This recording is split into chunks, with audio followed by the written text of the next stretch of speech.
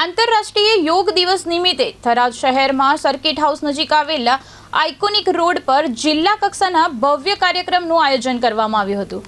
ગુજરાત વિધાનસભાના અધ્યક્ષ અને થરાદના ધારાસભ્ય શંકરભાઈ ચૌધરીની ઉપસ્થિતિમાં યોજાયેલા આ કાર્યક્રમમાં હજારો નાગરિકો, વિદ્યાર્થીઓ, મહિલાઓ, યુવાનો, વરિષ્ઠ નાગરિકો તેમજ પોલીસ જવાનોએ ઉત્સાહભેર ભાગ લીધો હતો। Yoga for healthy ageing theme હેઠળ અંગ્રેજી અક્ષર ટીના આકારમાં બેસીને સામૂહિક યોગા અભ્યાસ કરવામાં આવ્યો હતો।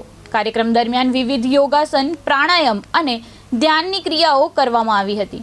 આ પ્રસંગે યોગને દૈનિક જીવનનો અભિન્ન ભાગ બનાવી સ્વસ્થ અને નિરોગી જીવન જીવવાનો સંદેશ આપવામાં આવ્યો હતો।